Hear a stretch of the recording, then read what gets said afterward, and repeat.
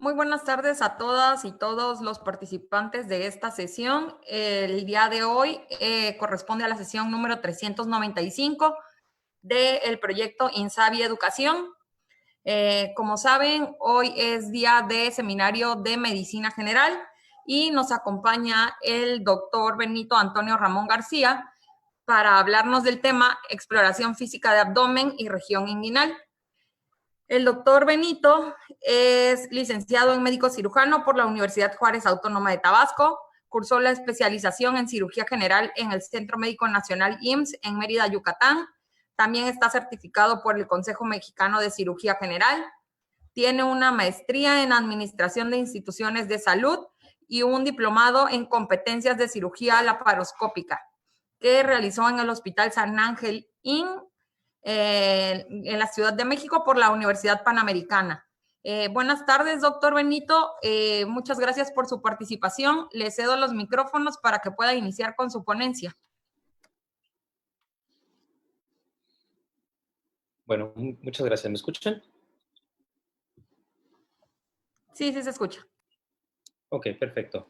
Bueno, pues agradezco mucho a la doctora Luz Cano que tuviera bien invitarme a esta sesión el día de hoy para hablar de un tema que es bastante importante, ¿no? Para todo médico general, para todo estudiante de medicina, para todo médico de pregrado e inclusive, perdón, para todo médico especialista en segundo e incluso tercer nivel de atención. Y es que hablar de exploración física de abdomen y de la región inguinal puede ser tan fácil o tan complejo como queramos verlo. La región abdominal es una de las regiones más complejas y que alberga la mayoría de los órganos digestivos del ser humano y pues su comprensión o su correcta comprensión es de vital importancia para todo médico general, ¿verdad? Bueno, pues sin más preámbulo, vamos a comenzar con la plática del día de hoy. Y lo primero que vamos a hacer el día de hoy es que vamos a, permíteme un segundo, vamos a establecer los objetivos de la plática, ¿no? Los objetivos de la plática del día de hoy, pues bueno, va a ser que vamos a delimitar cuáles son las líneas, las regiones, la forma, el volumen, los estados de superficie, la sensibilidad, los puntos dolorosos, los signos, las franjas hiperestésicas, ¿verdad? Los ruidos, las proyecciones de los órganos y del fondo uterino, del abdomen. En sí vamos a hablar de toda la topografía del abdomen que nos va a ayudar durante la exploración a proyectar todos estos órganos, ¿verdad? Donde vamos a encontrar ciertas características clínicas que nos van a orientar hacia el diagnóstico de una patología, ¿verdad? También vamos a hablar rápidamente acerca de las maniobras básicas exploratorias de cada órgano y de la región abdominal. Y por último, vamos a revisar acerca de la región inguinal, las técnicas de exploración y pues las principales patologías que se presentan en ellas. Si bien la región abdominal es una región que pareciera fácil de explorar, no lo es muy compleja. Y eso es debido a que, pues, la anatomía puede llegar a ser compleja. Entonces, para tratar de hacerlo esto lo más digerible y lo más fácil posible, vamos a comenzar por delimitar la cavidad abdominal. La cavidad abdominal es la cavidad del cuerpo humano que va a comprender o que va a contener, perdón, la mayoría de los órganos digestivos y está delimitada en un techo por la cúpula diafragmática que va a establecer la separación, ¿verdad?, del tórax, de la cavidad abdominopélvica o abdominal, ¿verdad? En la parte inferior se va a delimitar por el estrecho superior de la pelvis o el diafragma pélvico a nivel de las regiones inguinales y por la parte de adelante o por la parte anterior por la pared anterolateral del abdomen propiamente dicha, que pues es un conjunto músculo-aponeurótico que va a delimitar, ¿verdad? Esta cavidad por la parte anterior. Por la parte posterior, pues bueno, vamos a encontrar la columna lumbar y las regiones lumbares con todos los componentes musculares de la región lumbar propiamente dicha, que va a separar el peritoneo del espacio retroperitoneal, que es una cavidad virtual donde también vamos a encontrar otros órganos que se exploran durante la exploración de la cavidad abdominal. Bueno, como pequeña introducción, tenemos que toda exploración va a ir siempre precedida de un interrogatorio, anamnesis, la recopilación de información o la recolección de datos relevantes del paciente. Es decir, nosotros de entrada no exploramos un paciente técnicamente hablando, sin preguntarles, sin indagar acerca de los antecedentes del por qué vamos a explorar ese paciente, ¿verdad? Siempre debemos de realizar un buen interrogatorio, ya sea directo o indirecto, y dirigido siempre hacia el malestar que aqueja al paciente. Desde un inicio tenemos que investigar si el paciente viene por dolor, viene por una molestia, es simplemente un examen médico de rutina, ¿verdad? Etcétera. Y ya que tenemos esa información sobre las preocupaciones o el motivo de consulta del paciente y que ya tenemos una relación de confianza y hemos establecido una relación médico-paciente, pues estamos listos para iniciar la exploración física. Siempre tenemos que tener el consentimiento del paciente para poder realizar la exploración física, es decir, presentarse con el paciente, preguntarle al paciente si nos da permiso de tocar su cuerpo, ¿verdad? Ya sea de un paciente, del tutor o representante legal, en el caso de los pacientes pediátricos, ¿verdad? Siempre trataremos de hacer o de procurar que cuando vayamos a realizar una exploración física, estemos acompañados y asistidos por un personal sanitario, puede ser una enfermera o un auxiliar que esté con nosotros u otro médico que esté con nosotros al momento de realizar la exploración. Vamos a preparar al paciente para poder explorarlo, ¿no? Y lo primero que tenemos que hacer es que el paciente se sienta cómodo, que estemos en un lugar adecuado, ¿verdad? Una camilla cómoda, que haya una buena iluminación, que haya una buena temperatura ambiental. Vamos a colocarlo o a tratar de colocarlo en un inicio en una posición supina. Podemos colocar una almohada bajo la cabeza para que esté más cómodo, inclusive bajo las rodillas. Y vamos a deslizar la mano por debajo de la espalda del paciente. Esto con la finalidad de saber si el paciente está relajado y si está apoyando realmente el cuerpo o la espalda sobre la mesa o la región donde tenemos al paciente apostado. Esto porque, pues, si está arqueado o si está tenso, pues bueno, puede estirar la cavidad abdominal y dificultar, ¿no? Tensar los músculos abdominales y nos dificultará la exploración. Posteriormente a esto, las manos deben de ir colocadas hacia los lados del paciente o puede ser que se puedan cruzar sobre el tórax, ¿no? Evitar que estas manos estén por arriba, por encima de la cabeza para así no generar una tensión de los músculos abdominales que pueda también dificultar la exploración. Importante que el paciente, pues, es comprensible que pueda estar nervioso, que pueda estar un poco temeroso o tímido y tienda a cruzar las piernas. Bueno, hay que tratar de hacer que el paciente se acomode lo mejor posible. Siempre tenemos que cuidar el pudor del paciente. Tenemos que cubrir zonas que pudiesen ser incómodas, que el paciente las tenga descubiertas, como pueden ser la región, las mamas en general y pues los genitales, ¿verdad? Entonces vamos a tratar de colocar una sábana que cubra la región inguinal, que cubra que descubra, perdón, la región inguinal y que deje cubierta los genitales y colocar una sábana a nivel de la línea mamaria, ¿verdad? Bueno.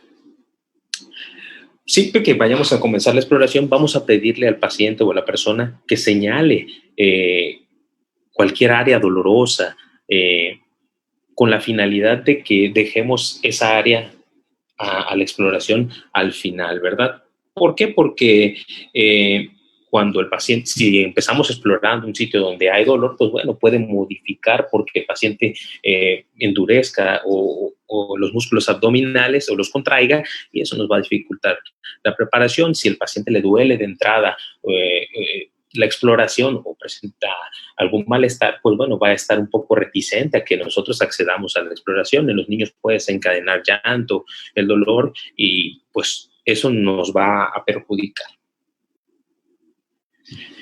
Bueno, antes de igual de comenzar, hay que entibiar las manos y el equipo que vayamos a utilizar en el estetoscopio. Esto podemos hacerlo de manera mecánica, frotando nuestras manos o lavando nuestras manos con agua tibia para que podamos disminuir la frialdad, ¿verdad? Y que no sea incómoda la exploración del paciente. El estetoscopio se puede frotar contra la ropa, contra la bata para calentarlo previamente a utilizarlo. La revisión o la exploración debemos hacerla con calma, sin movimientos rápidos o inesperados que puedan alterar al paciente. Y vamos a valorar cada órgano o en la región que estemos explorando, ¿verdad? Es importante que nosotros observemos la reacción del paciente al momento de la exploración. Busquemos posiciones antiálgicas, posiciones de defensa, posiciones o gestos, lenguaje corporal que nos determine o que nos diga que el paciente está sintiendo dolor, ¿verdad? Las fascias es importante notarlas.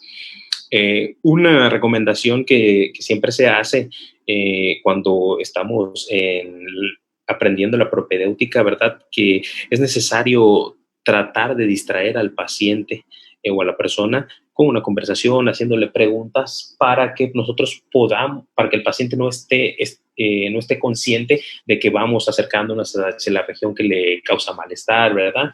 Hay que hacerlo con calma, no tiene que ser todo deprisa. Recordemos que el paciente pues también necesita sentirse en confianza con nosotros.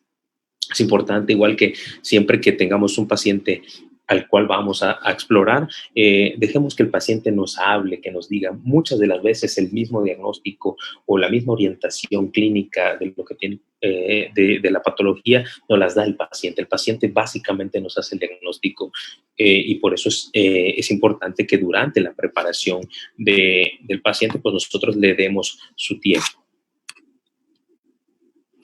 Y bueno, ya entrados en el examen físico, nosotros ya con la anamnesis y con el interrogatorio vamos a tener una idea de qué es lo que vamos a ir a buscar con nuestra exploración. Sin embargo, es importante, como todo en la medicina, tener un orden y una sistematización del proceso que vamos a llevar. Es decir, vamos a tratar de hacer siempre que se pueda los mismos pasos, a seguir las mismas secuencias, el mismo flujo, ¿verdad? Y esta comienza siempre por la inspección. Vamos a observar al paciente, vamos a observar el abdomen, posteriormente vamos a auscultarlo, ¿verdad? Siempre es importante que sigamos esta secuencia. ¿Por qué? Porque la auscultación se puede ver modificada si nosotros palpamos o percutimos al paciente antes de escuchar los ruidos. Se pueden modificar, ¿verdad? Por resistencia muscular, por dolor, etcétera. Posterior a la auscultación vamos a proceder a la percusión utilizando ya sea una o las dos manos y la palpación. Bueno, el abdomen topográficamente para su estudio se va a dividir se puede dividir de muchas formas, pero las más comunes son dos formas. Podemos dividirlo en 4 o en 9 cuadrantes. Cuando dividimos en 4 cuadrantes vamos a trazar una línea que vaya del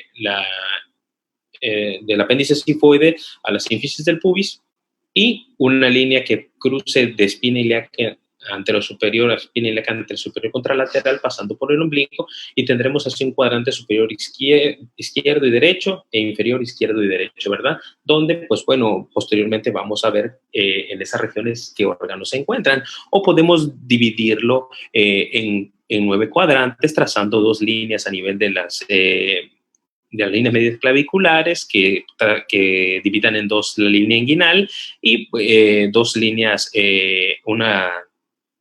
dos líneas horizontales, perdón, una a nivel del reborde costal y una a nivel de las crestas ilíacas, que nos van a dar 9 cuadrantes. Los compartimentos o los cuadrantes centrales se van a conocer: el superior en epigastrio, el de medio como mesogastrio, y el inferior como hipogastrio, y a los lados tendremos en la parte superior ambos hipocondrios, izquierdo-derecho, ambos flancos igual izquierdo y derecho, y ambas fosas ilíacas, izquierda y derecha, ¿verdad? Entonces, teniendo en cuenta estas divisiones, podemos tener o podemos observar que dentro de la cavidad abdominal vamos a encontrar distribuidos en estos cuadrantes ciertos órganos, ¿verdad? Entonces, si tuviéramos esta división que nos da en 4 cuadrantes, podemos tener que en el cuadrante superior derecho del paciente podemos encontrar estructuras como el hígado, la vesícula biliar, duodeno, parte del páncreas, el ángulo hepático, ¿verdad?, del colon. En el central o en el epigastro, pues está el estómago, páncreas, parte de la aorta, también hay parte del hígado. Tenemos también que en el hipocondrio del lado izquierdo, pues tenemos parte de la cola del páncreas, tenemos parte del estómago, el vaso, el ángulo esplénico. En el mesogastrio pues está el páncreas, está el colon transverso, intestino delgado. En las fosas ilíacas, en ambos flancos, perdón, podemos encontrar las fosetas renales, podemos encontrar también colon ascendente, descendente. Y en las fosas ilíacas podemos encontrar del lado derecho, pues bueno, el ciego, el apéndice, podemos palpar inclusive en caso de que estén aumentados los anexos del útero, ¿verdad? Asimismo, en el mesogastrio podemos encontrar pues, la región de la vejiga, y del lado de la fosa ilíaca izquierda, pues el colon sigmoides principalmente. Es cuestión de un poquito de imaginación. Bueno. Comenzamos entonces la exploración física, como habíamos dicho, siempre con la inspección.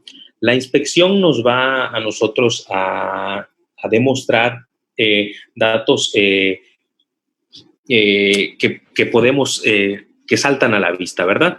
Entonces, hay 2 formas de explorar, o hay 2 formas de inspeccionar la región abdominal. Está una inspección que se conoce como estática y una como dinámica, ¿verdad? En la inspección estática vamos a ver la forma, la dimensión del abdomen y cierto tipo de características que es importante revisar. Y en la dinámica, pues básicamente vamos a ver el comportamiento de la topografía abdominal a través de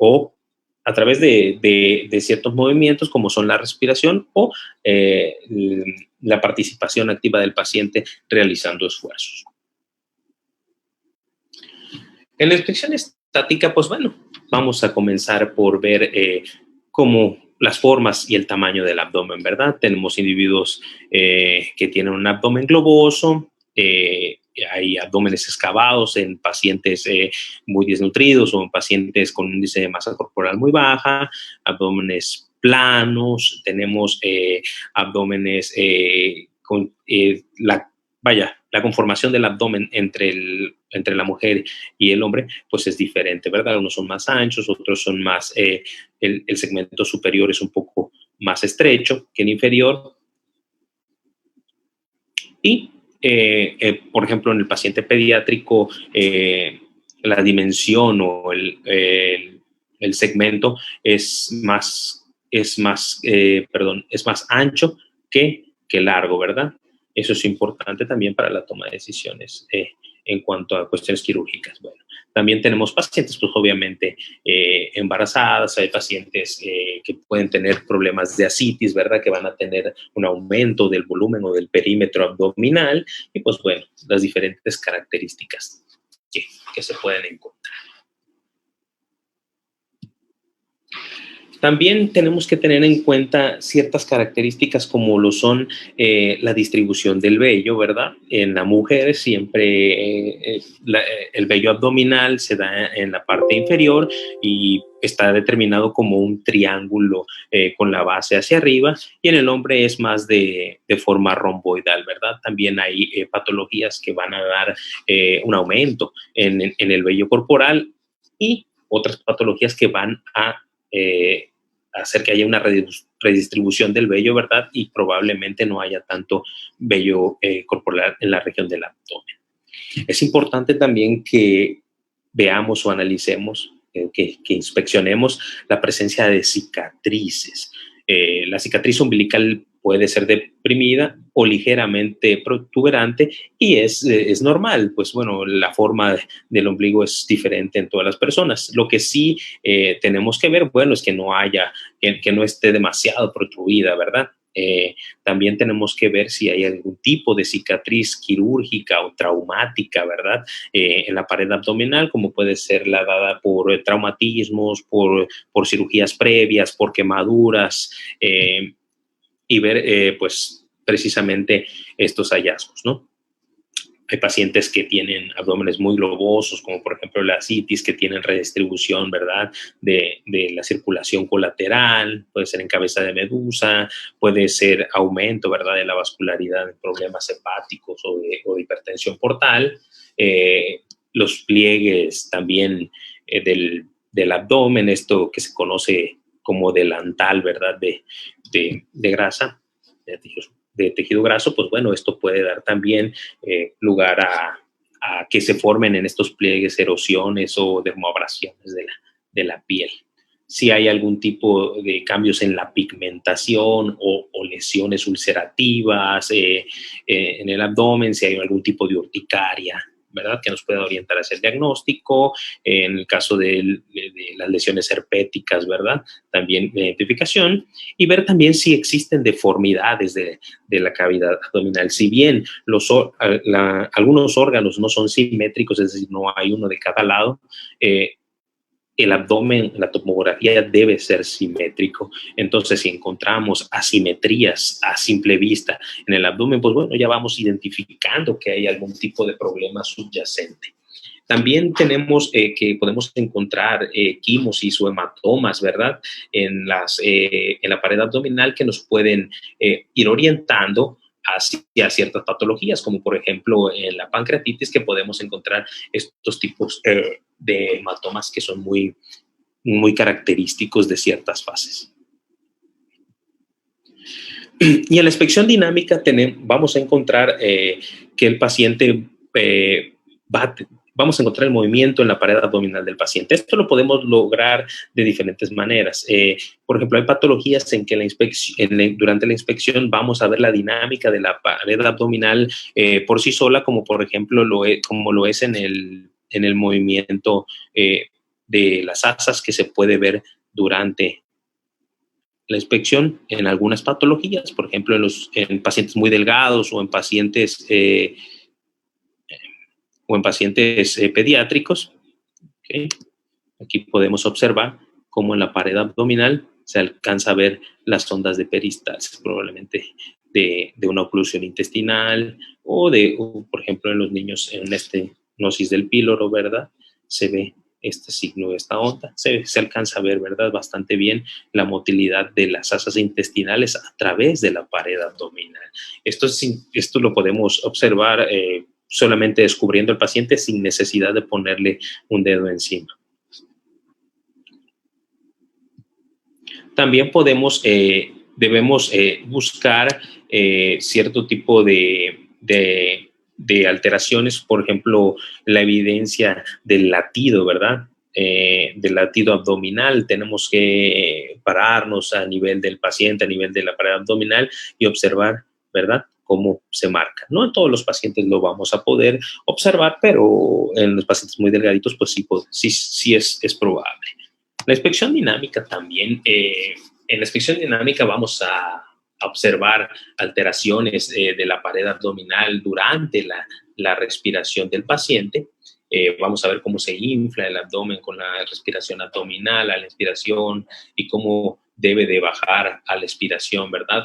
Alguna masa que pueda verse durante la inspiración o durante la posición supina, a lo mejor a la hora de hacer una flexión abdominal desaparece o se aumenta, ¿verdad?, como es el caso de las diástasis de los rectos abdominales, debilidades de la pared abdominal, hernias, ¿verdad?, algunas que pues son más que evidentes.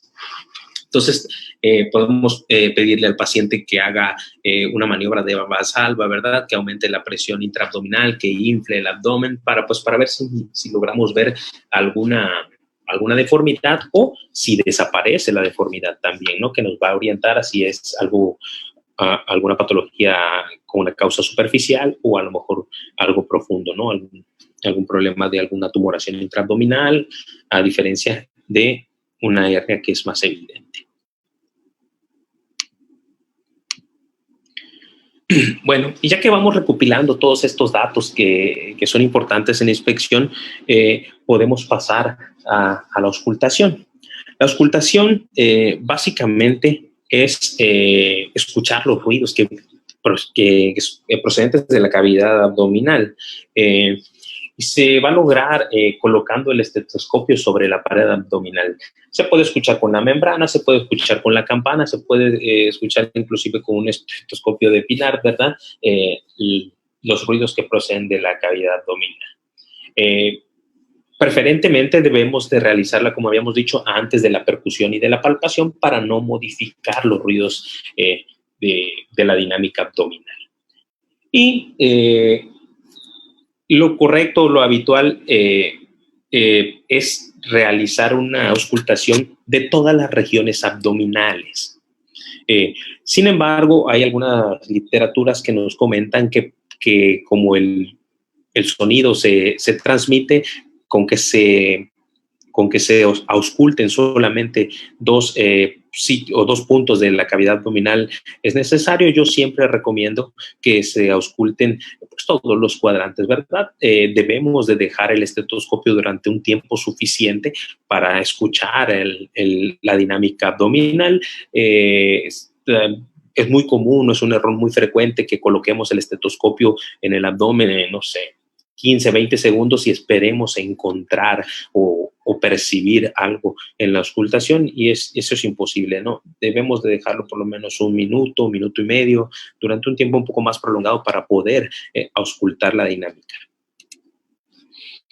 Y lo que vamos a buscar en la auscultación, ¿qué es? Bueno, normalmente pues la mayoría del contenido abdominal está dado por las vísceras huecas, y sobre todo por el intestino, ¿no? Entonces, lo más frecuente, lo más probable que escuchemos, si es la mayoría de la cavidad, es el movimiento peristáltico, ¿verdad? O la transmisión de las ondas del movimiento intestinal.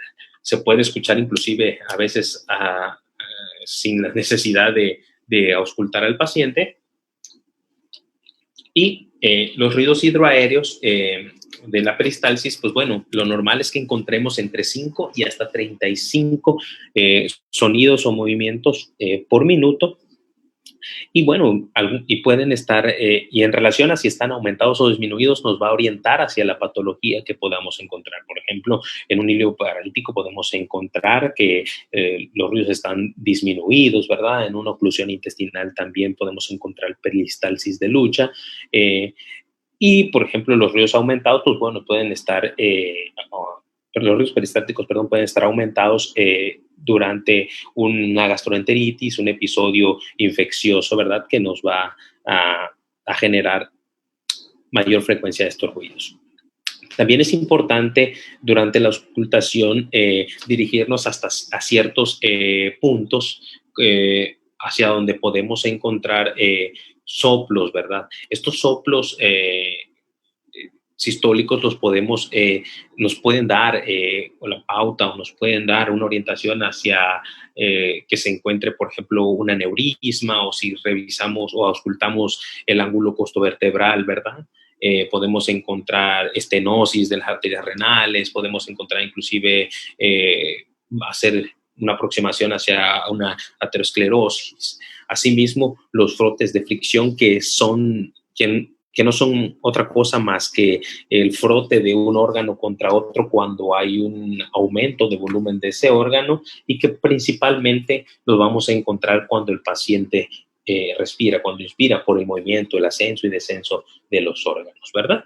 Y también pues podemos ocultar la frecuencia cardíaca fetal a partir de 20 semanas de gestación con un estetoscopio de Pinat durante la revisión obstétrica. Bueno, pasando de la auscultación, llegamos a la percusión. La percusión es, pues simplemente el golpeo que se hace con los dedos para ayudarnos a evaluar los sonidos que van a transmitir. Y pues su finalidad pues, es la ayuda de evaluar la cantidad de distribución del gas en el abdomen, identificar masas sólidas o aumentos en las vísceras sólidas o las que están llenas de líquidos y calcular pues su tamaño o dimensión. Vaya, es una exploración indirecta, ¿verdad? Entonces, las notas de percusión del abdomen principalmente pues van a ser timpánicas. ¿Por qué? Porque pues las vísceras, la mayor cantidad de espacio del abdomen lo ocupan en las vísceras huecas o las que están llenas de aire, y nos van a dar una nota musical más aguda, ¿verdad? Más aguda que la resonancia. La hiperresonancia es un tono que está entre el timpánico y el resonante, que por lo general nos va a dar las regiones que tengan más aire, como por ejemplo las bases pulmonares. Y pues la resonancia es una nota de tono moderado que también lo vamos a encontrar en el tejido pulmonar, y la matidez, que bueno, nos las va a dar en los órganos sólidos o en caso de que haya líquidos, ¿verdad? ¿Y cómo vamos a realizar esto? Bueno, la técnica nos dice que la forma para percutir, para realizar la percusión, es colocar una mano o un dedo sobre la zona a la cual vamos a percutir, y con la otra mano vamos a golpear sobre ese dedo, ¿verdad? Lo ideal o lo que yo considero más adecuado de acuerdo a la literatura es irlo haciendo de forma secuencial en diferentes partes de cada cuadrante y percutir todos los cuadrantes, ¿verdad? Preferentemente vamos a empezar por los sitios donde el paciente no refiera tener una molestia. Lo esperado es que tengamos unas notas predominantemente timpánicas, que encontremos matidez en los órganos o en caso de haber una masa sólida, ¿verdad? Intraabdominal, y en las áreas suprapúbicas cuando la vejiga se encuentra distendida. Si tenemos predominantemente en la mayoría de los cuadrantes una matidez, pues bueno, podemos pensar que hay una masa, ¿verdad?, que ocupa mucho espacio, y bueno, sobre eso vamos a ir a investigar. La percusión también pues nos sirve para delimitar o para demarcar las zonas en que se encuentran los órganos sólidos. Los órganos sólidos del abdomen, como lo son el hígado, como lo son el vaso, están casi en su totalidad cubiertos por el reborde costal. Entonces, la forma de explorarlos a través de la percusión es delimitar su tamaño, ¿no? Vamos a comenzar por la línea media clavicular desde la parte inferior, y vamos a ir ascendiendo y vamos a ir escuchando notas principalmente timpánicas. Cuando encontremos la matidez, debemos de marcar el sitio donde se encuentra la matidez, y ese va a ser nuestro borde inferior. Para localizar el borde superior, vamos a ir en la línea media clavicular percutiendo entre los espacios intercostales, y vamos a ir escuchando la resonancia que nos da la percusión en el pulmón. Y cuando lleguemos a la matidez, es importante que nosotros le pidamos al paciente que haga una inspiración profunda, que va a hacer lo que va a hacer es va a descender el hemidiafragma y que sostenga esa inspiración profunda, y seguiremos percutiendo hasta que encontremos la matidez. Una vez que encontremos la matidez, marcamos y medimos la línea que hay entre ambas zonas donde encontramos matidez, ya sea inferior y superior, y vamos a ir delimitando, ¿verdad?, todo el tamaño del hígado. Para el vaso, bueno, pues lo que tenemos que hacer es, hay dos formas de hacerlo. Se puede hacer en decúbito supino o se puede hacer en decúbito lateral derecho.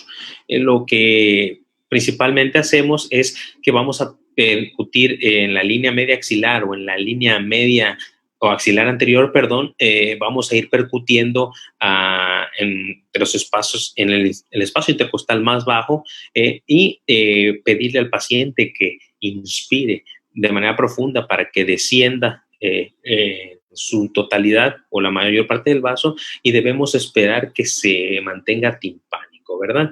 Si nosotros escuchamos la matidez o identificamos una matidez en el área esplénica, la fosa esplénica, pues bueno, vamos a tener una insinuación de que existe una esplenomegalia. Lo normal es no encontrar o no identificar, ¿verdad?, el vaso. Si logramos percutir y logramos escuchar esa matidez, probablemente tengamos un aumento, ¿verdad?, en el tamaño de ese vaso que tendremos que confirmar cuando hagamos la palpación. Hay otras características que debemos de identificar, por ejemplo, cuando tenemos pacientes con ascitis, ¿verdad? O con líquido dentro de la cavidad abdominal, pues bueno, lo que podemos hacer es, vamos a ir identificando zonas de transición o zonas de cambio en la percusión, es decir, vamos a encontrar, por ejemplo, en el caso de la ascitis, al poner al paciente en un decúbito lateral, que el líquido pues va a tender siempre, ¿verdad?, hacia la parte declive, a la zona declive, y vamos a iniciar la percusión desde el borde y vamos a ir descendiendo hasta que escuchemos una alternancia o una transición entre el timpanismo y la matidez que nos va a ayudar a identificar si hay realmente o orientarnos si hay líquido dentro de la cavidad. Bueno, posteriormente, ya que hacemos estas maniobras de percusión que nos dicen o que nos orientan, ¿verdad?, cómo están esos órganos por dentro, vamos a pasar a la palpación. Bueno, la palpación se puede hacer de diferentes formas. Se puede hacer con una mano o puede ser bimanual. Puede ser activa, ¿verdad? En el caso de que sea monomanual, la mano activa explora toda la cavidad abdominal y si se utiliza como forma pasiva, se utiliza simplemente para percibir, ¿verdad? Se deja la mano estática sobre el abdomen y vamos a percibir latidos, movimientos, ¿verdad? Probablemente podamos inclusive hasta palpar alguna protuberancia o alguna masa, ¿verdad?, al momento que el paciente inspira y expira. Y cuando realizamos una palpación bimanual, vamos a utilizar nuestras manos de forma activa o de forma combinada. Es decir, en la forma activa, pues ambas manos van a moverse a través del abdomen y a empujar, van a hacer una sincronía para ir recogiendo, recabando todos esos datos, ¿verdad? O una mano activa y una pasiva, es decir, una explora, una empuja y la otra solamente da soporte o sostén o ejerce una resistencia, ¿verdad? Dentro de la palpación es importante que nosotros lo hagamos de una forma progresiva, es decir, la intensidad de la palpación no tiene que ser siempre tan profunda. Lo que iniciamos o lo que yo recomiendo hacer es iniciar primero con la yema de los dedos, puede ser con el dedo medio y con el dedo pulgar, ir haciendo como una especie de pinza sobre la cavidad abdominal, obviamente comenzando por donde el paciente nos refiere que no le duele o que no tiene molestia, para probar o para ver si hay puntos de hiperestesia o de hiperbaralgesia, ¿verdad? Que con el solo roce o con una presión muy suave desencadena dolor o desencadena una sensación desagradable. Tenemos que tener muy en cuenta cuáles son las raíces o cuáles son los dermatomas de la pared abdominal, porque eso nos puede también orientar hacia el diagnóstico. En la palpación superficial vamos a determinar la sensibilidad abdominal. Asimismo, nos podemos dar cuenta si hay una resistencia muscular, es decir, si el paciente tiene un abdomen duro, rígido, de protección, ¿verdad? Que nos va a traducir que puede tener inclusive algún proceso peritoneal irritativo. Podemos determinar o podemos percibir si hay algunos órganos aumentados de tamaño o masas superficiales, como en el caso de lesiones cutáneas, quistes, lipomas, entre otros. Y se pueden empezar a percibir inclusive masas intraabdominales sólidas. Además, pues nos sirve también para que nosotros vayamos entrando en confianza con el paciente, ¿verdad? Para que el paciente esté tranquilo, que se sienta relajado, que de primera instancia no sienta que lo estamos agrediendo.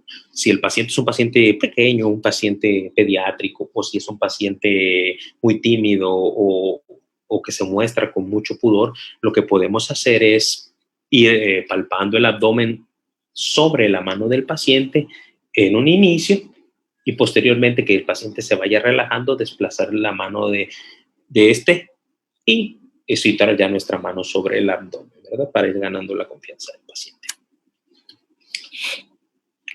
Y posteriormente, entonces esta palpación superficial la vamos a hacer en todos los cuadrantes del abdomen, incluyendo en donde el paciente sienta mayor molestia o mayor dolor, y hacia allá vamos a dirigir nuestra palpación profunda. La palpación profunda nos va a ayudar a delimitar los bordes de las vísceras sólidas, por ejemplo, el hígado, los riñones, el vaso, ¿verdad? Y a determinar y a delimitar bordes de masas abdominales.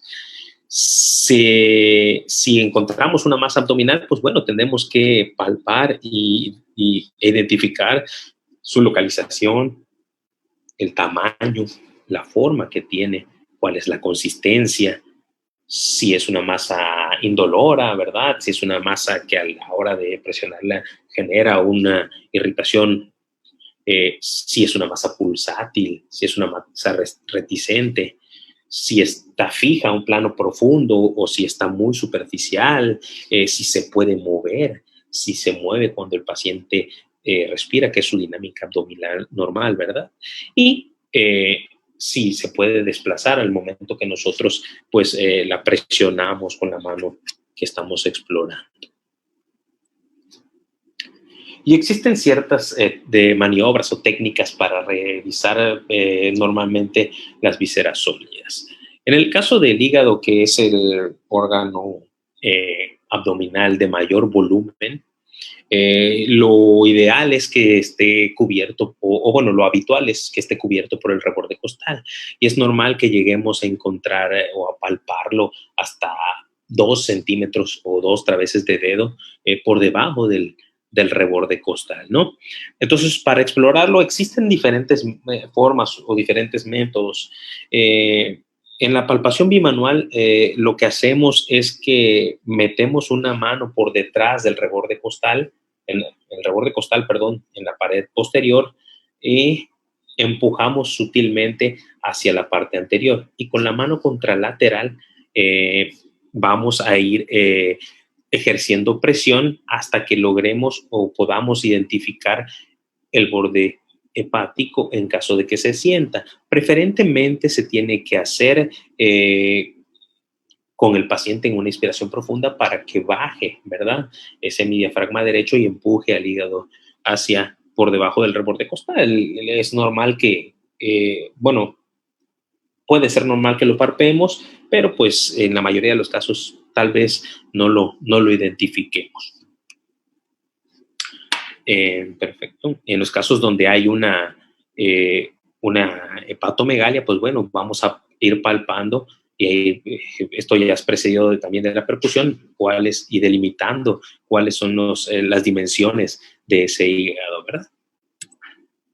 También podemos hacer la exploración con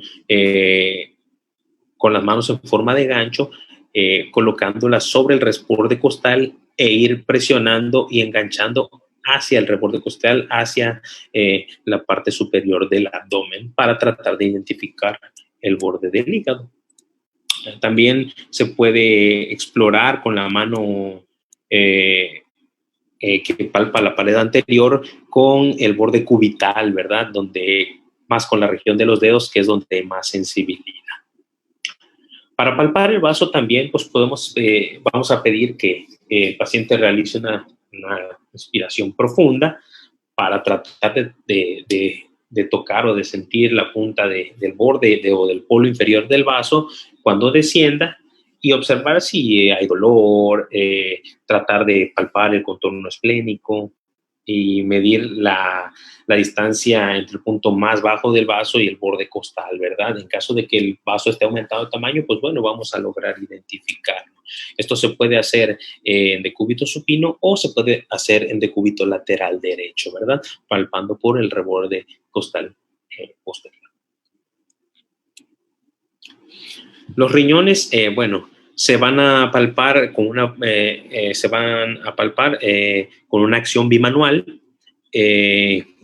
muy similar a cómo se hace la palpación del hígado, recordando que los riñones van a tener diferente altura, ¿verdad? El derecho, por lo general, siempre es un poco más, está un poco más abajo que el izquierdo. Vamos a tratar de acceder por el ángulo costovertebral y a tratar de hacer una maniobra de pinzamiento, ¿verdad? Entre el borde, entre la región posterior y anterior y palpar el borde redondeado. Se logra palpar, se logra identificar en los individuos de complexión más delgada e inclusive llega a ser un poco incómodo. Pero pues esa es la técnica para realizarlo. Y también, pues bueno, dentro de esto podemos realizar algo que se conoce como la polipercusión o la percusión a nivel del ángulo costovertebral, algo que se conoce como el signo de Giordano, ¿verdad? Que va a desencadenar un arco reflejo o va a desencadenar dolor en caso de que haya alguna inflamación, como en el caso de la pielonefritis. Hay que percutir sobre una mano o se puede hacer la percusión directa, pero pues bueno, hay que tratar de ser lo más gentil posible. Para la vejiga, pues bueno, en los casos de retención aguda de orina podemos encontrar o delimitar que el borde de la vejiga lo vamos a ir delimitando primero con la percusión y después con la palpación. Se va a palpar una masa, ¿verdad? Y pues vamos a ir delimitando esto cuando el paciente tiene pues un globo vesical que a la vista pues puede ser inclusive hasta evidente, ¿no?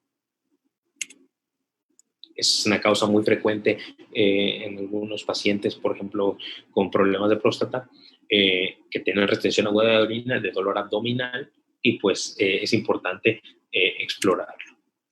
Dentro de la palpación también vamos a encontrar, debemos de aprender a palpar masas abdominales pulsátiles. La más común de todas son estos aneurismas o malformaciones, ¿verdad? Que vamos a lograr palpar tratando de situar a las manos alrededor o a los lados de los músculos rectos abdominales y progresivamente irlos empujando o profundizando. Podemos sentir la palpación y en el caso de que haya un aneurisma, pues bueno, vamos a sentir cómo pulsa y cómo nos desplaza la mano hacia arriba y hacia los lados, ¿verdad? El aumento de ese volumen. Cuando tenemos pacientes con ascitis, pues bueno, vamos a ir delimitando en supino las áreas de transición entre el timpanismo y la matidez, y después podemos hacer algo que se conoce como el signo de la ola, ¿no? ¿Verdad? Vamos ayudados de un segundo explorador a colocar una mano en la línea media y sobre el borde cubital y a descenderlo, y vamos a empezar a percutir de este lado tratando que la onda de líquido atraviese hacia el otro lado, si va a ser positivo cuando se pare, ¿verdad? Con la obstrucción que va a encontrar. Y también pues tenemos muchos puntos dolorosos abdominales en el abdomen. Básicamente el abdomen puede doler en cualquier parte, ¿no? Tenemos ciertos puntos que nos van a orientar de acuerdo, pues bueno, a lo que está subyacente en esa zona, ¿no? Tenemos pues puntos de Morris, tenemos el punto de McBurney, ¿verdad? En el apendicitis, el de Murphy, de Jardín, el punto epigástrico, los puntos ureterales a los lados de los músculos rectos abdominales, etcétera. Hay más de 100 puntos abdominales que nos pueden orientar hacia una patología. Hay cientos igual de epónimos para referirse a este tipo de dolores, ¿no? Lo importante pues es saber los más comunes y asociarlos, ¿no? Y saber a qué patologías se pueden asociar. En la literatura vamos a encontrar muchísimos signos, ¿verdad? En la exploración abdominal que, bueno, pues tenemos que conocer y tenemos que revisar y nos van a orientar hacia una patología, ¿verdad? Apendicitis, colecistitis, una hernia, irritación peritoneal, etcétera. Y pues dependiendo de dónde encontremos el dolor, ¿verdad? Pues nos va a dar también una orientación de qué patología nos enfrentamos, si es una gastritis, una úlcera, si es vesícula, si es hígado, si es un absceso, si es apendicitis, si es un divertículo, etcétera.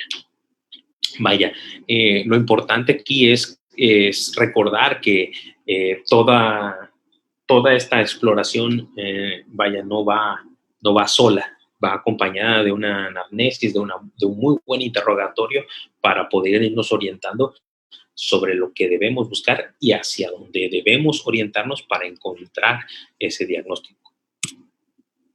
En la palpación tenemos, vaya, los más comunes, ¿no? Datos de irritación peritoneal, el signo de von Blumberg, ¿verdad? La compresión del abdomen que genera dolor, pero que al retiro súbito de la mano va a generar más dolor, ¿verdad?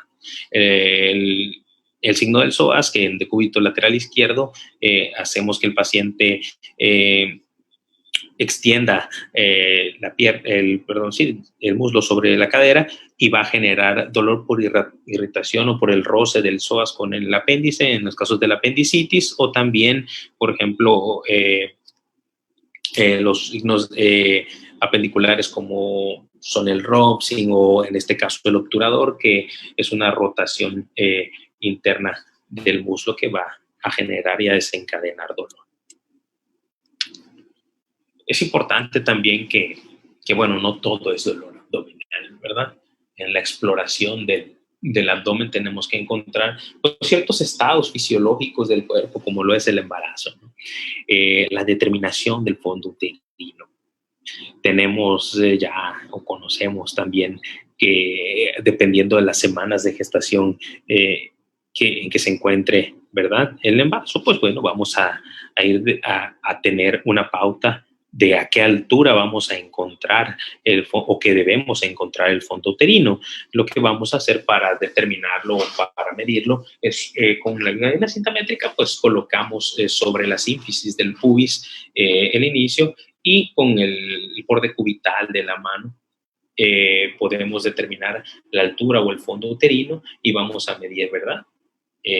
La altura de ese fondo uterino.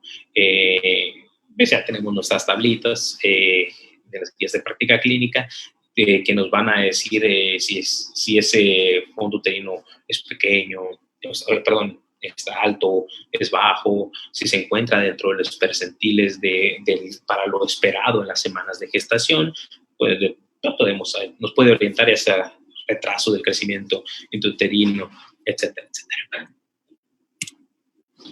Las maniobras de Leopold que nos van a ayudar a determinar, ¿verdad?, la posición del producto, bueno, del bebé dentro del útero. Nos van a identificar la situación, la posición, la presentación y el encajamiento, ¿verdad?, de este bebé.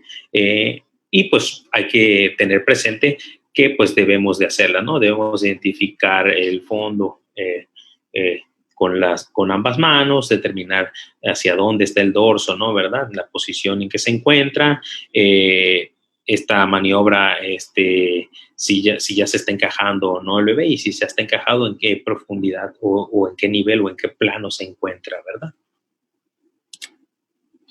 Y bueno, la región inguinal. La región inguinal es, desde mi punto de vista, una de las regiones del cuerpo más complejas que existen, porque se compone de una gran cantidad de músculos, de ligamentos, de vainas, y es muy fácil perderse. Pero bueno, cuando nosotros tenemos o cuando vamos a explorar la región inguinal, pues tenemos que seguir los mismos pasos. Podemos inspeccionar, podemos auscultar, podemos percutir y podemos tocar, ¿verdad? O palpar. Lo importante de la región inguinal es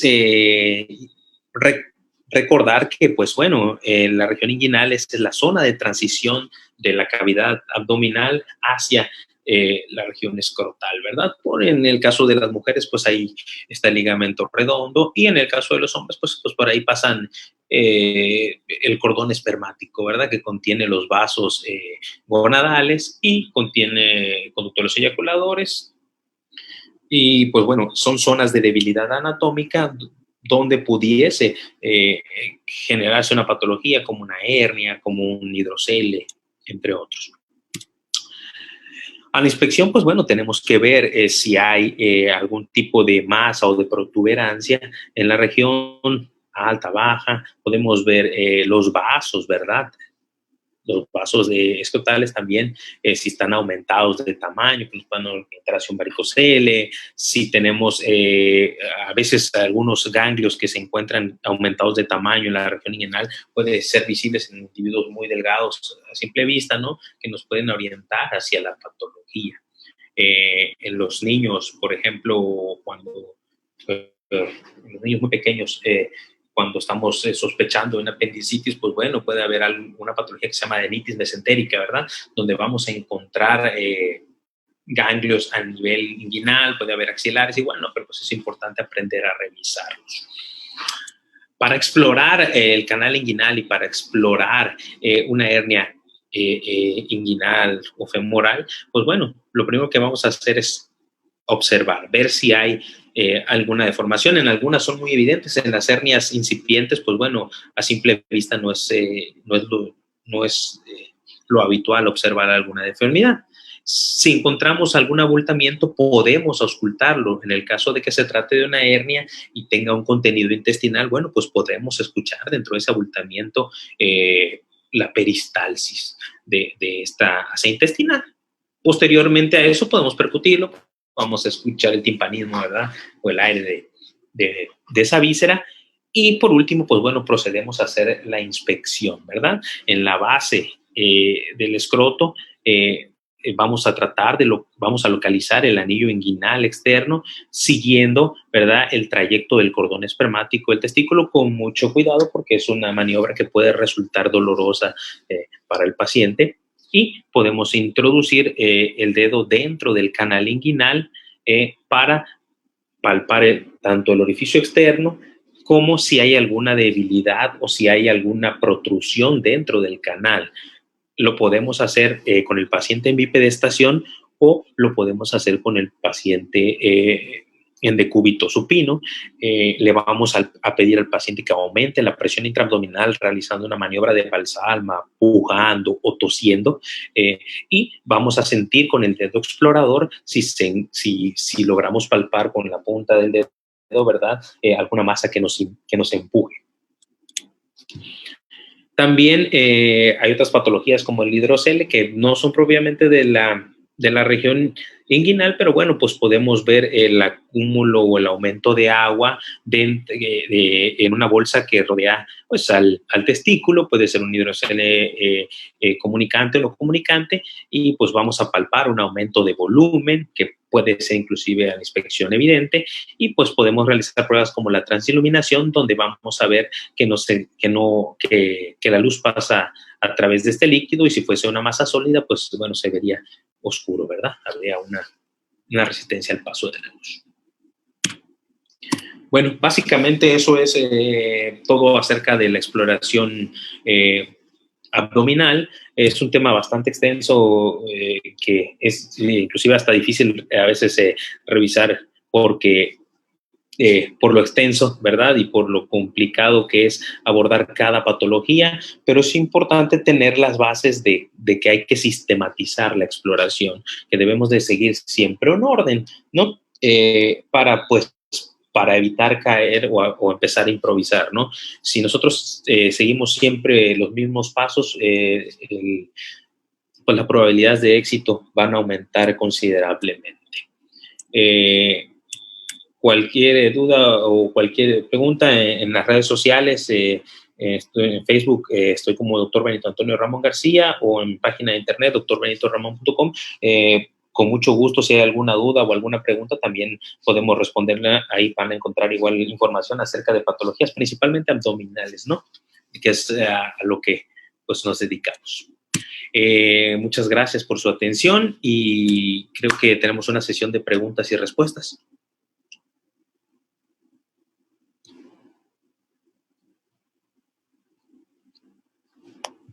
Sí, doctor, muchas gracias por su participación. Les recordamos a las personas que están conectadas que pueden realizar preguntas, que pueden ponernos aquí en el chat sus dudas, o también pueden solicitarnos que activemos sus micrófonos si levantan las manos. Por lo pronto, doctor, tenemos algunos comentarios donde lo felicitan. Mariela Isamar Mendoza Madrigal le dice que muchas gracias, que muy interesante el tema.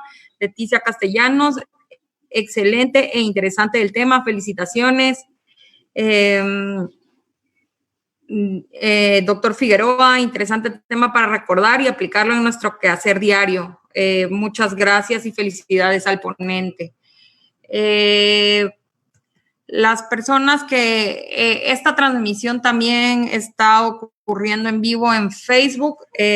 A mis compañeros de la DEC, si tenemos alguna pregunta en redes sociales, por favor, si me la hacen llegar. Veo que me preguntan por el link de asistencia. Les recuerdo que ya no hay link de asistencia. Al final de la sesión les platico cómo es la evaluación y cómo se van a registrar. Doctor, por el momento no tenemos preguntas. Veo que nada más lo están felicitando en el chat. No sé si a usted le gustaría mientras dar un comentario para ir cerrando la sesión. Le recuerdo que la mayoría de de las personas que están viendo el seminario son personas que están en primer nivel de atención y algunas personas también de segundo nivel. Ok, veo por ahí en una manita levantada en uno de los recuadros. No sé si sea alguna pregunta. Bueno, mientras lo checamos, pues miren, para el primer nivel de atención, normalmente los que estamos en segundo o en tercer nivel de atención nos dedicamos a cuestiones un poco más complejas, pero lo que tenemos que recordar siempre es que todos somos médicos generales antes de ser especialistas o subespecialistas. Entonces, al primer nivel de atención, mi comentario o mi exhorto sería en que, bueno, el paciente muchas veces cuando llega a segundo nivel o a tercer nivel, de lo que se queja es de que el médico nunca lo tocó, o nunca lo exploró, o nunca le puso una mano encima, ¿no? Eso es un error muy común. Hay a veces referencias a los hospitales con diagnósticos inverosímiles, muy mal orientados, las descripciones o las valoraciones, quizás por el tiempo que a lo mejor hay a veces de consulta que es insuficiente, no permite una exploración adecuada. Pero bueno, la exploración del clínico al paciente solamente se va a lograr y se va a refinar si la hacemos una y otra y otra y otra vez. Hay que tocar al paciente, hay que explorar al paciente. Hay que darse el tiempo de que el paciente nos explique qué es lo que tiene, que nos diga dónde le duele. Vamos a por lo menos darle la oportunidad al paciente de que él nos exprese qué es lo que tiene. Entonces, una exploración abdominal dirigida hacia cierta patología se hace muy rápido. Si nosotros escuchamos al paciente y él nos dice qué es lo que tiene, vamos a dirigir esa exploración a focalizarla muy bien y vamos a llegar al diagnóstico. Se asombrarían de la cantidad de pacientes que nosotros vemos que su médico general no lo revisó y que lo mandan con diagnóstico de una hernia y nunca tocaron al paciente, o con diagnóstico de una masa abdominal y se le manda a pedir un ultrasonido al paciente y bueno, le hacen el ultrasonido y no tiene nada, ¿no? O sea, hay que revisar a los pacientes, hay que tocarlos. No lleva más de 5 minutos hacer una buena exploración. Si nosotros tenemos los fundamentos y las bases bien soldadas, pues es relativamente fácil. Gracias, doctor. Aquí nos preguntan el doctor Marco Torruco, ¿cuáles serían, si le puede repetir las recomendaciones para la exploración en...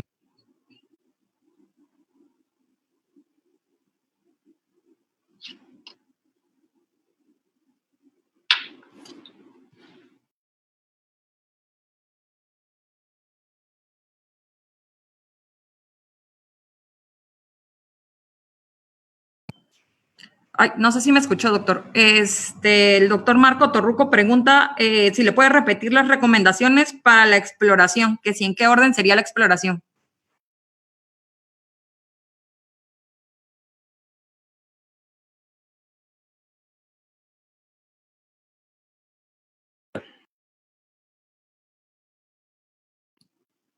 ¿Me escuchan?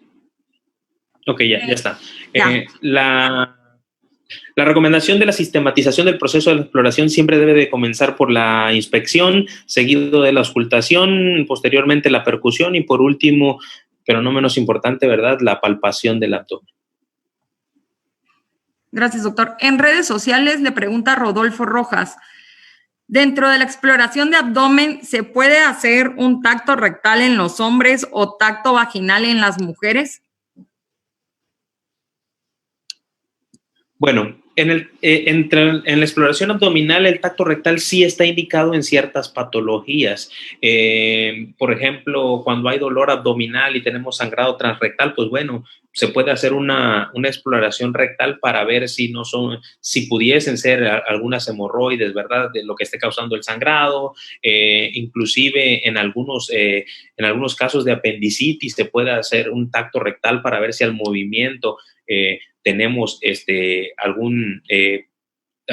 se desencadena dolor por una apéndice que esté situada, ¿verdad?, hacia la región pélvica. En caso de que haya una masa abdominal que pudiese traducir un tumor, ¿verdad?, en colon o en el recto, pues bueno, tratar de palpar y ver si se puede identificar con el dedo explorador si hay alguna masa o alguna tumoración.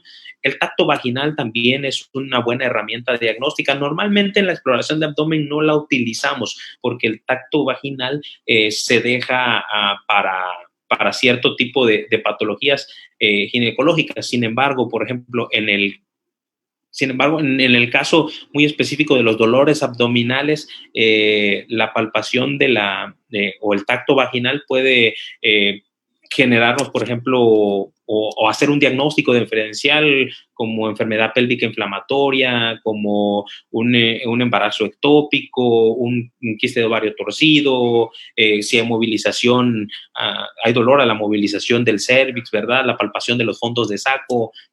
¿Pueden ayudar a la exploración abdominal? Claro que sí. La palpación bimanual por encima, por el abdomen, arriba del pubis y a través de la vagina, pues bueno, sí pueden ayudar bastante a orientarnos, sobre todo a hacer diagnósticos diferenciales, ¿verdad?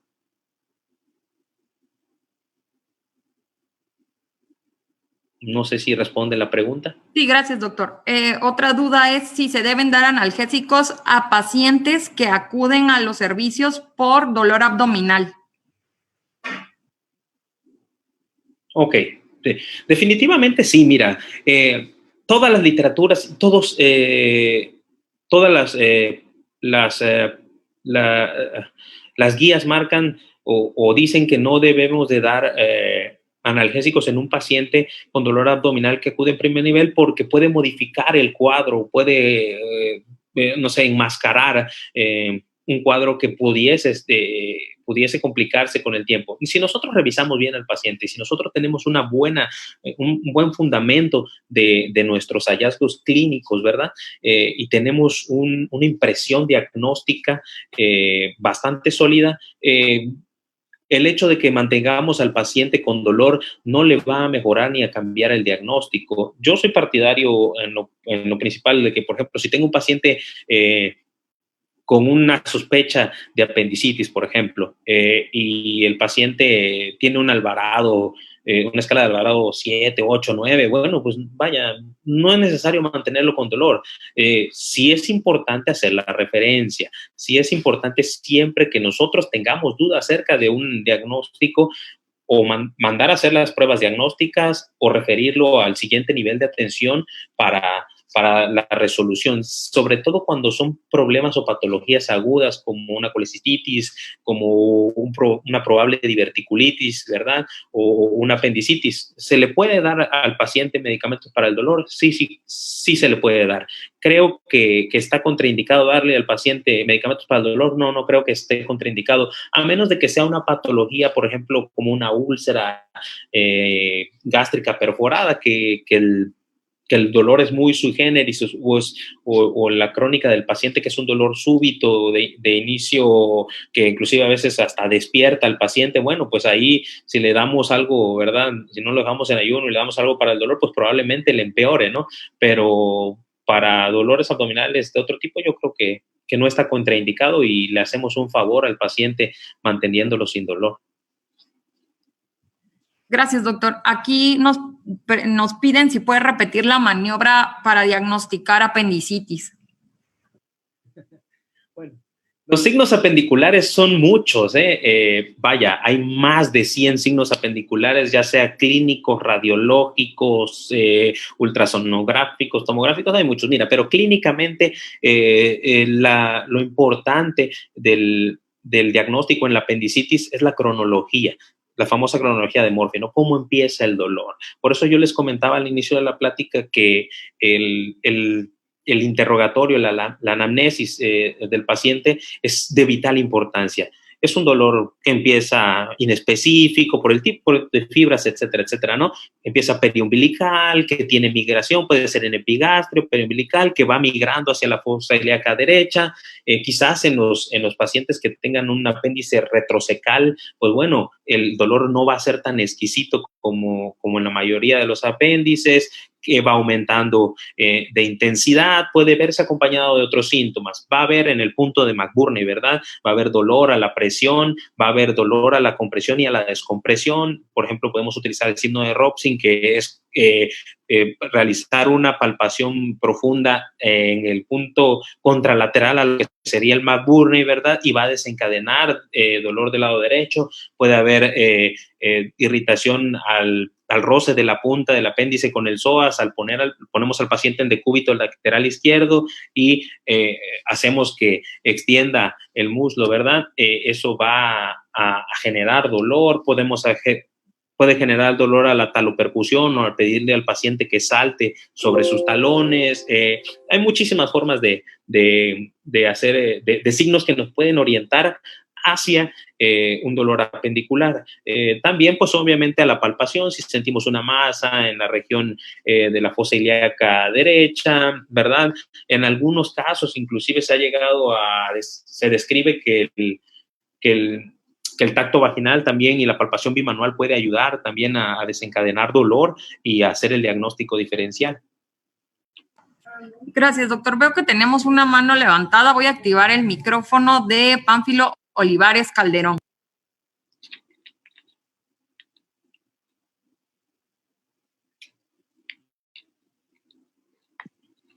Sí, doctor, para felicitarlo nada más por su interesante exposición.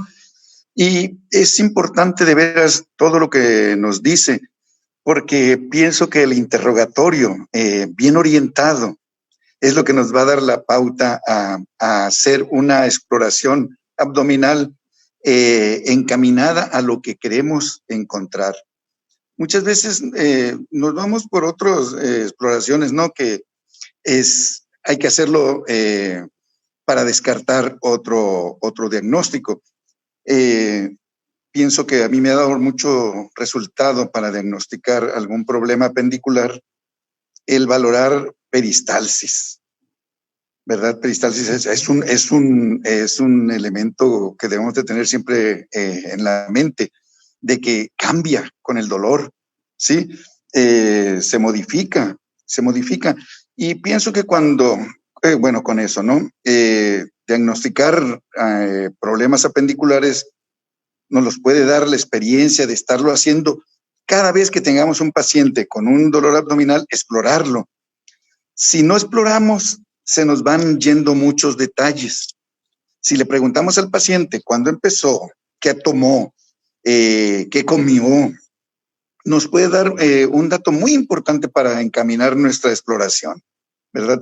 Y considero que los analgésicos, si estamos seguros de que no se trata de un padecimiento que se vaya a complicar porque no se atendió o porque lo enmascaremos, pero un paciente desde que llega al hospital, pues va para atenderse, ¿no? Y es importante quitar el dolor. Los pacientes acuden por el dolor y como médicos, pues es una de las misiones, ¿no? Sanar el dolor. Y le vamos a quitar el dolor, pero no lo vamos a mandar a su casa.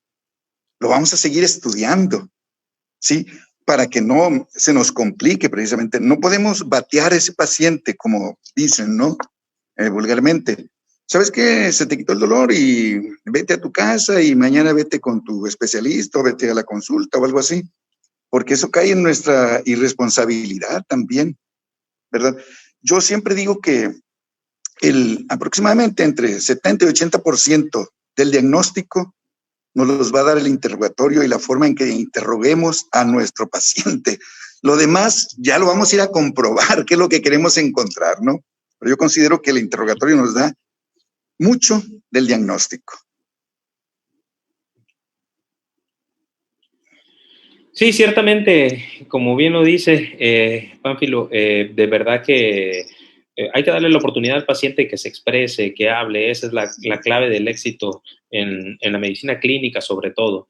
Sí. No necesitamos muchos estudios o no necesitamos grandes instalaciones para hacer diagnósticos muy, muy comunes.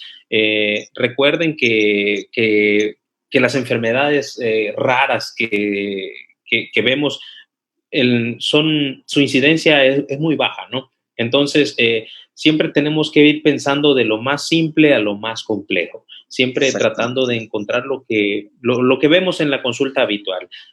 Si nosotros tenemos una buena formación y si nosotros sabemos qué es lo normal, cuando palpemos algo que no está bien, nos vamos a dar cuenta inmediatamente. No sé qué es, pero no está bien.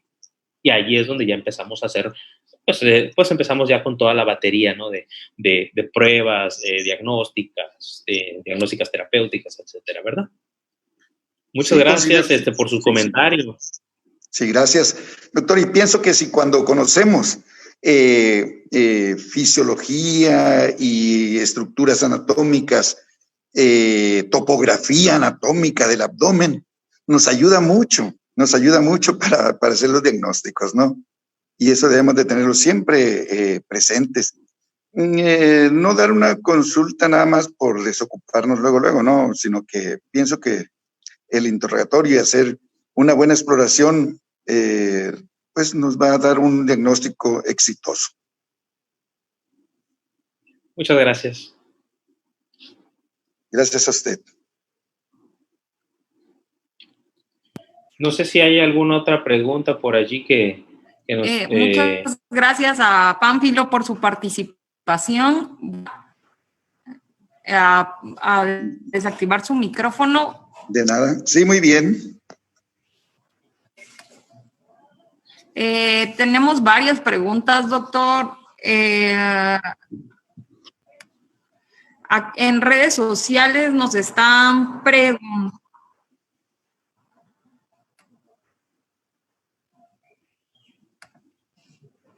Sí, creo que tienes un problema con tu audio. Si quieres, me la puedes hacer acá por el chat y la vamos a solicitar. Sí, le voy a mandar las preguntas por mensaje y si quiere usted las puede leer y las responde. Perdón, doctor. Ok, perfecto. Sí, sin ningún problema.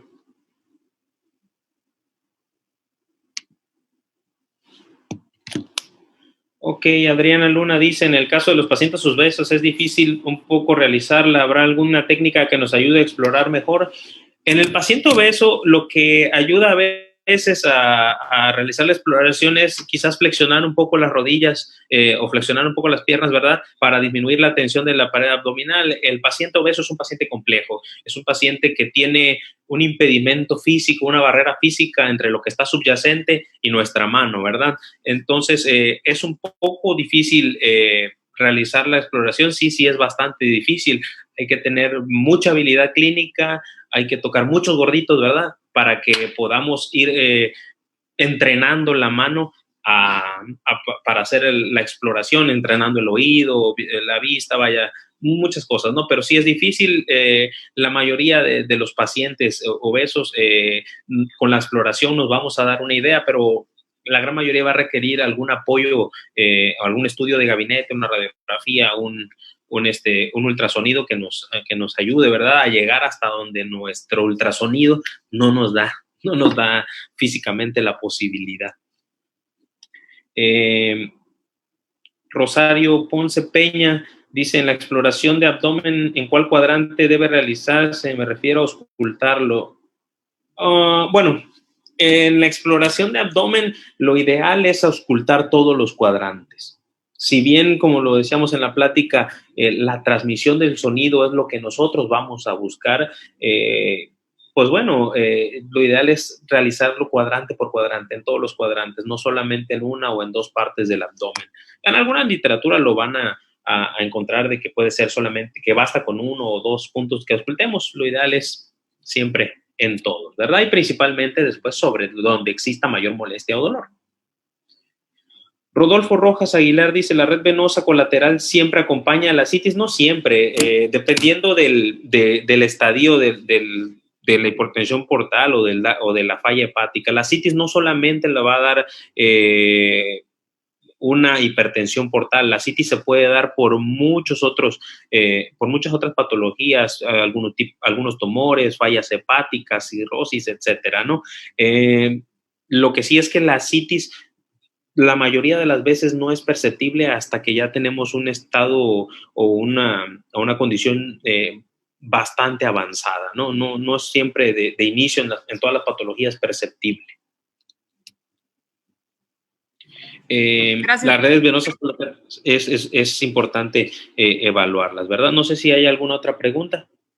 Sí, dice, en caso de dolor abdominal, ¿cómo se debe referir al paciente? ¿Como abdomen agudo o síndrome doloroso abdominal?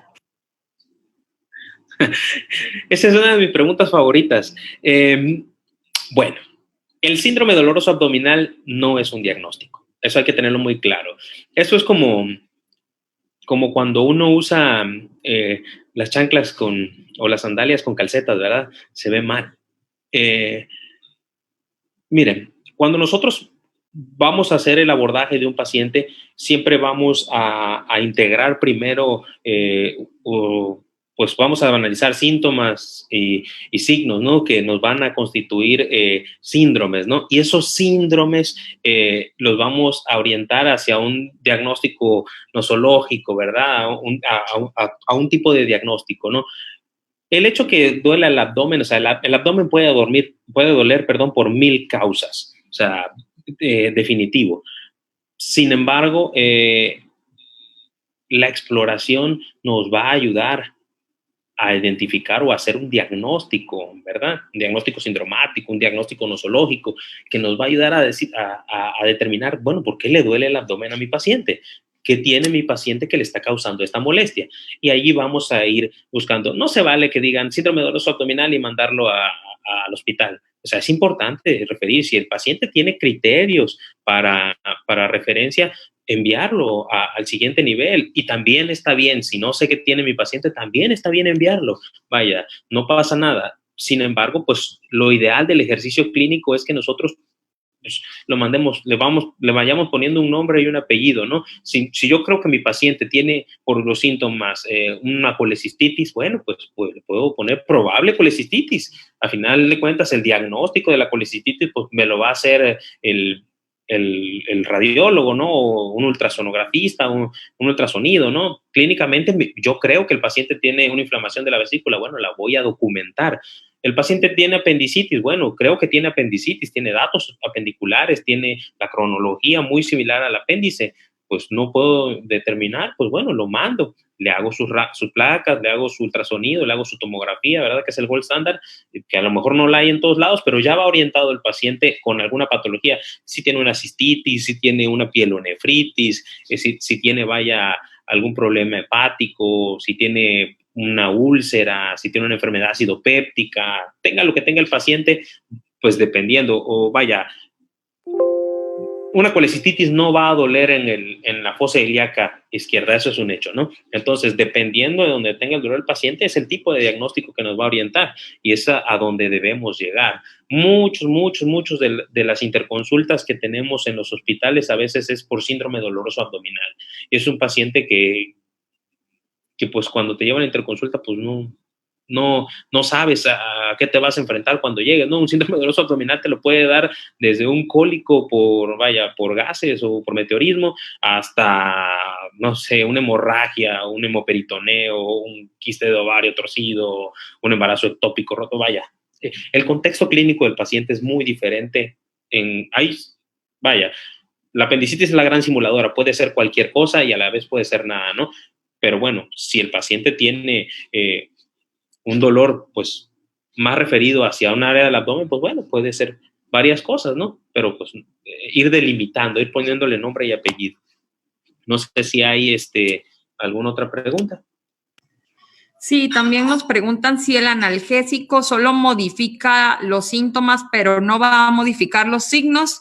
Y en el caso de la administración de analgésicos, si el paciente llega sin dolor al hospital, ¿podría modificar el resultado de la exploración? Esto nos lo dice Santiago y nos dice que desafortunadamente podría generar la valoración en dicho servicio que a él le ha sucedido.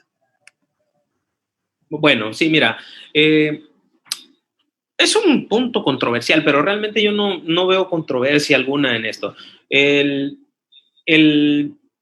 La administración de un analgésico puede modificar el síntoma, sí va a quitar el dolor. El síntoma es el dolor, el paciente tiene dolor. O sea, ¿qué tanto dolor? Bueno, pues es subjetivo, ¿no? A lo mejor lo que para él es mucho dolor, para mí es poco dolor, o para otros más o menos, ¿no? Sí, y precisamente la función del analgésico, pues es ese, ¿no? Es quitar el dolor. Sin embargo, el analgésico no va a durar toda la vida, tiene un tiempo de vida media, ¿no? Cuando pase su acción analgésica, pues el dolor va a seguir. El paciente se le va a dar el analgésico para ayudarle, ¿no? Pero pues hay que verlo, hay que observarlo. Un paciente, si yo digo que el paciente probablemente tiene una apendicitis o tiene una colecistitis y le doy medicamento, le va a ayudar a calmar el dolor. Hay de urgencias a urgencias, ¿verdad? El dolor no es una urgencia, ¿sí? Que un paciente tenga dolor no es una urgencia real, es una urgencia sentida. Obviamente, sí, vamos a ayudarle al paciente a quitar el dolor. Ahora, si nosotros creemos que el dolor que el paciente tiene es debido a una urgencia que requiere una atención o una intervención más profunda, pues bueno, o sea, le podemos dar para el dolor y enviarlo. En segundo o tercer nivel se van a hacer las pruebas diagnósticas para confirmar o para desestimar ese diagnóstico, ¿no? Si un paciente con apendicitis, tú le das un analgésico, ¿se le va a quitar el dolor? Sí. Completamente, probablemente no, dependiendo de la fase en la que esté, pero lo vas a observar. Si tú crees que ese paciente no tiene la apendicitis o dices, bueno, pues es que ya le dieron medicamento, bueno, pues le puedes hacer una biometría hemática, le puedes hacer unas placas, lo puedes mantener en observación en la sala de urgencias. Puedes pedir una interconsulta por el cirujano para que lo valore y a lo mejor le pide de nuevo una biometría hemática para ver si el conteo leucocitario va ascendiendo, ¿verdad? Eso no lo va a modificar un analgésico. Se le puedes pedir un ultrasonido, ¿verdad? Para determinarlo. Si el paciente tiene, por ejemplo, una apendicitis o una colecistitis, no la vas a tratar en el consultorio. Definitivamente va a necesitar un manejo o una intervención más allá del primer nivel, ¿no? Entonces yo no veo ninguna contraindicación en darle a un paciente con dolor un analgésico. Al contrario, le vamos a ayudar al paciente. Eso sí, el paciente no lo voy a ver y lo puedo mandar a casa, ¿no? Y le puedo decir, si tienes dolor, regresa. O ¿sabe qué? Señora, venga mañana y la reviso cómo está. O señor, venga mañana y lo revisamos cómo sigue el dolor, ¿verdad? Si usted durante el transcurso de la noche o de la tarde siente más dolor, bueno, vuelva a acudir a urgencias, vuelva a acudir a consulta. O sea, vaya, no veo por qué, tampoco es que vamos a desestimar al paciente ya, ¿no? O sea, podemos ayudar.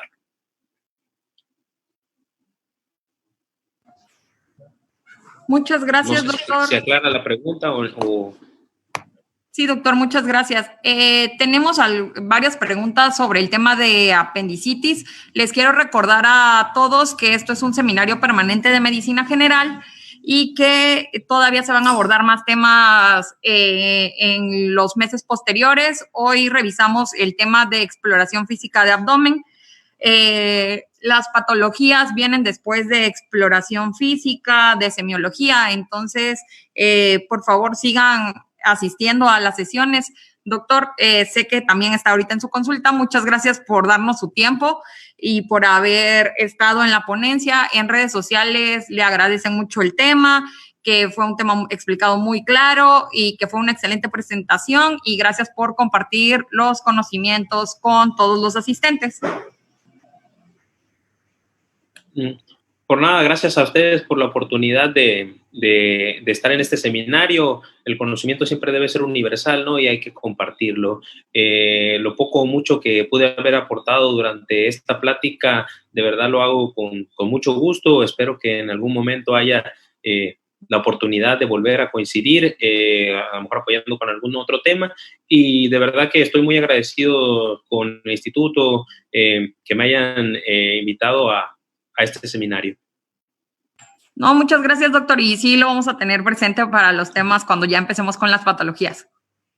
Muchas gracias por habernos apoyado el día de hoy. Y para los demás, me quedo con ustedes para explicarles cómo se debe realizar el registro de la asistencia y también la evaluación del tema de hoy.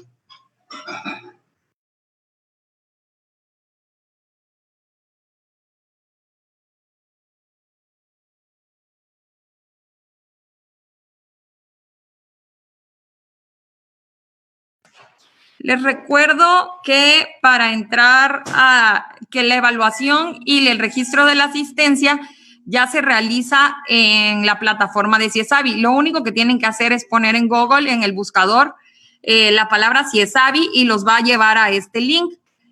Aquí mismo, ustedes, si no se han registrado, deben de seleccionar la opción de registro, seleccionan el país, y aquí se les van a presentar varios campos que ustedes tienen que ir llenando: su nombre, apellido, su CURP, género, edad, teléfono, correo, y confirmar su correo, elegir una contraseña. Después viene la parte de datos académicos y datos laborales. Aceptan que sus datos están correctos y actualizados y se registran. En el caso de las personas que ya estamos registradas, solo tenemos que seleccionar la opción de iniciar sesión. Van a poner su nombre de usuario y contraseña. Algo que nos comentan muy seguido es que a veces no les acepta su correo o su contraseña. Entonces, aquí lo más probable es que ustedes hayan olvidado su nombre de usuario o contraseña, y seleccionando la opción de aquí abajo lo pueden recuperar. Van a ingresar al portal y les van a salir la oferta educativa de CIESAVI. Hay temas de medicina, atención primaria de salud, pero ustedes van a dirigirse a la parte de seminarios. El día de hoy correspondió al seminario de medicina general. Tienen que seleccionar el seminario y aquí les van a aparecer los temas. Exploración, el día de hoy fue exploración física de abdomen y región inguinal. Le tienen que dar acceso, se autoinscriben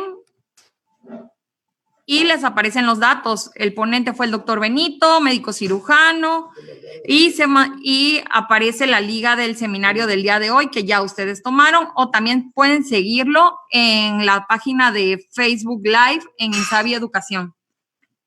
Van a realizar el examen final aquí, y cuando obtengan una calificación mínima de 6, se les va a... Tienen 2 intentos nada más. Esto no se puede cambiar, solo son 2 intentos. Y cuando obtengan su calificación aprobatoria, inmediatamente les va a dar la opción de descargar su constancia. Estos serían los pasos para que ustedes puedan registrar su asistencia del día y realizar la evaluación. En el caso, veo que todavía habían algunas preguntas para el doctor Benito. Vamos a compartirles la ponencia del doctor y ahí están sus datos. También en el flyer que salió de la sesión de hoy, vamos a anotarles la página del doctor Benito y su red social en caso de que ustedes tengan alguna otra duda.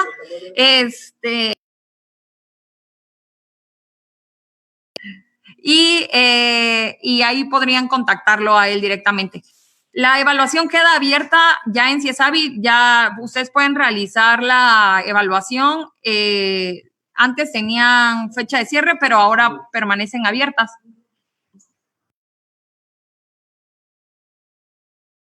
Les recuerdo que estamos en redes sociales como INSABI Educación, en YouTube, Facebook, Instagram y Twitter. Los videos de las sesiones se quedan ahorita en nuestra página de Facebook y posteriormente se suben a redes sociales de INSABI MX e INSABI Educación. También pueden revisar la oferta educativa que hay en CIESAVI. No solamente están los seminarios, está el curso de la guía clínica de COVID y ahí ya pueden descargar también su constancia de manera automática y vamos a seguir subiendo más cursos. Eso sería todo por la sesión de hoy. Les recuerdo que mañana es el seminario permanente de atención primaria de salud. Les agradezco que nos hayan acompañado en la sesión de hoy y eso sería todo. Hasta luego.